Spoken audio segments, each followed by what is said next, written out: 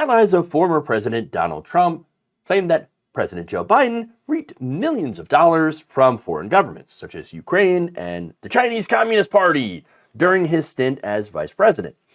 Not only do they not have concrete evidence of that, but it appears that former President Donald Trump actually did make millions of dollars from foreign governments while in office, again showing that every accusation is a confession.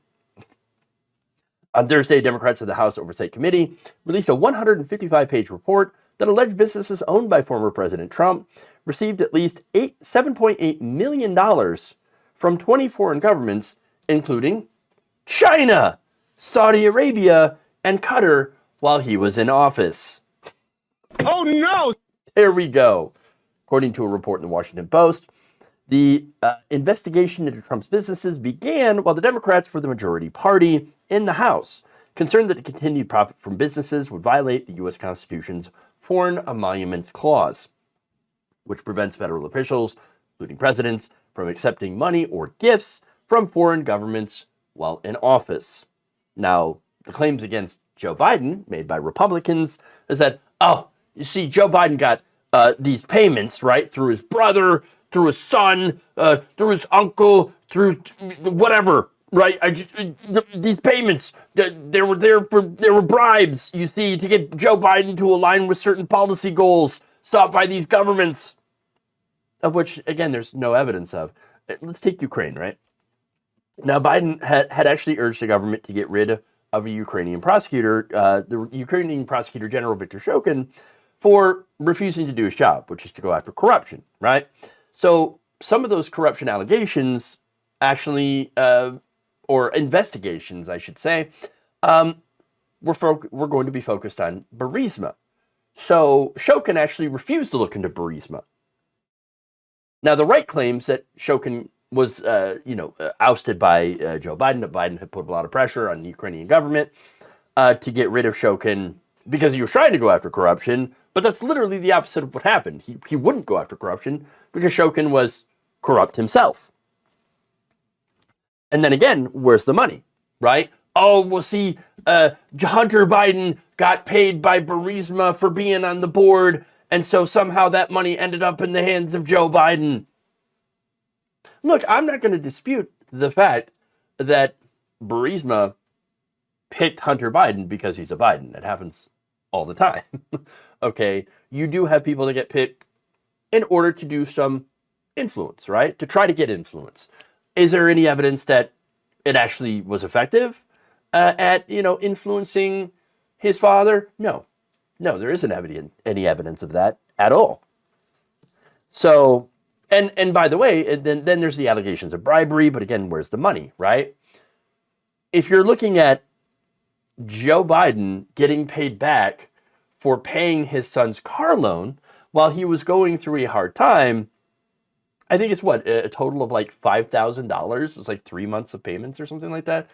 I mean, that's not exactly, evidence of corruption, especially since Hunter Biden paid his dad back the exact amount.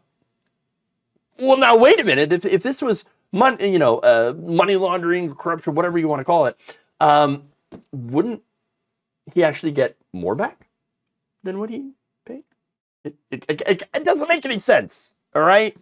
Now back to Trump, where we actually have some evidence here. Trump got nearly $1 million. $7.8 or $8 million from foreign governments as president. So who gave him the most money? You're not going to be surprised to find out. China. That's right, China. Their government spent over $5.5 million at Trump properties while Trump was in office. According to this report, these payments were made while these governments were promoting specific foreign policy goals with the Trump administration, and even at times with President Trump himself. Yes, the sweetheart deals, for example, when it came to Ivanka Trump having certain trademarks patented in China. And of course, as they were requesting specific action from the United States to advance their own national policy objectives. I mean, this is money that went from the Chinese government into Donald Trump's pocket. He didn't disassociate himself with his businesses. No, he was making money from his businesses while in office. He might not have been running it directly, but he was still benefiting greatly. Now, the Washington Post continues with an example of a Chinese state bank that rented office space in Trump Tower as a way that they facilitated this, right? Now, the Industrial and Commercial Bank of China, the ICBC, one of China's biggest state-owned banks, was among Trump Tower's largest office tenants during the Trump presidency. That's not a coincidence. The report notes that during Trump's first year in the White House, several Chinese banks, including ICBC, came under scrutiny for financial ties to North Korea. So now, of course, North Korea, Donald Trump, the United States government, kind of at odds, right? So now, the administration, upon finding this out, had to weigh sanctions. Are we going to sanction these banks? Well, since they were giving Donald Trump money by renting out office space, again, that money went right into Trump's pockets, what do you think happened? Nothing. Trump did not take action against these banks. Decided not to go and sanction these banks. Interesting. And that's despite calls from members of the Republican Party to implement what they called maximum pressure against these banks to halt the North Korean nuclear program. Again, this is not a coincidence, right? I can think about 5.5 million reasons why Donald Trump decided not to go after these Chinese banks. Of course. Now, here's the irony. I love this. Okay. They found that companies doing business with Trump's company included a subsidiary of the defunct Chinese company CEFC, a conglomerate that also had deals with Hunter Biden. Whoopsie. The irony. I love it. Oh, that's not all.